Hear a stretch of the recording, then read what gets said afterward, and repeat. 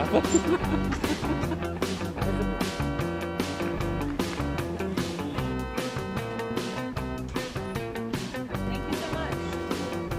You have to taste this.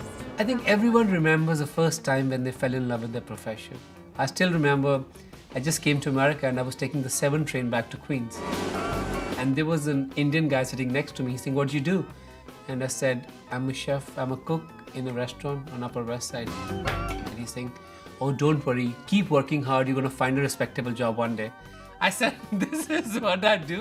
And I told him, even if I fail, I want to fail in the food industry. This is as important to me as breathing. Food is that important to me.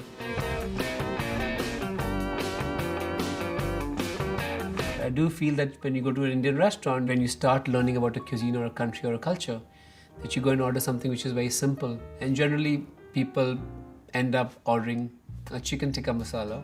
When I came to America, I had no idea what chicken tikka masala was. And I had no idea I'll land up cooking tons and tons of chicken tikka masala. I was like, why this dish? And I fell in love with that dish when I ate it. It's mild, it's creamy, it's buttery, it's saucy, it's sinful. So let's get started to make chicken tikka masala, the British invention of a great Indian traditional dish which is called chicken makhani. To start the marination of the chicken, we have 4 tablespoons of yogurt. Greek yogurt works the best. To that we had 1 teaspoon of chili powder and salt, 1.5 pounds chicken breast which have been cubed. So evenly coat the chicken breast with the yogurt marinade. I'm going to cover and let this sit in the refrigerator for at least 30 minutes. My personal mantra in the kitchen is keep it simple, cook it with full passion and heart.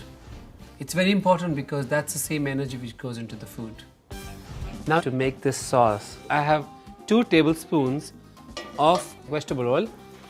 I'm going to let it heat. 1 large red onion. The sweetness of this sauce comes from the caramelization of the onion.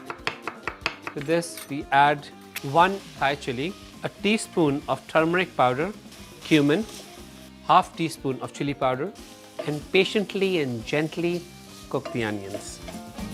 One of the best chicken tikka masala which I ever had was cooked by Bobby Flay. I was a judge on the show and I had never tasted something so perfect. It was like it got me home. That becomes the inspiration somehow of today's dish. So as you can see, the onions are deliciously caramelized. To this I'm going to add 14.5 ounces of diced tomatoes. Because I'm making a quick version of this dish, I've added canned tomatoes, but you can also add fresh tomatoes in season. 1 cup of heavy cream. So once it's come to a boil, transfer all the ingredients in a blender and process until smooth and creamy and fine. The chicken has been marinated for almost half an hour.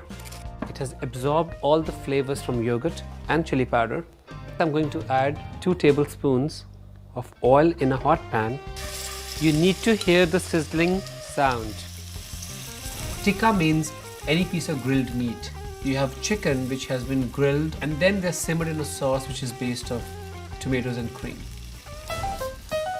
Once you've seared your chicken in batches, you put that blended sauce back into it and simmer so that the chicken which has been seared absorbs all the wonderful flavor from the cream and the spices and the tomatoes.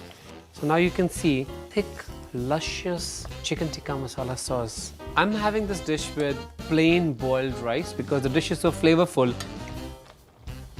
Now you can make this classic Indian dish in your kitchen just in a few minutes. It's that simple and great.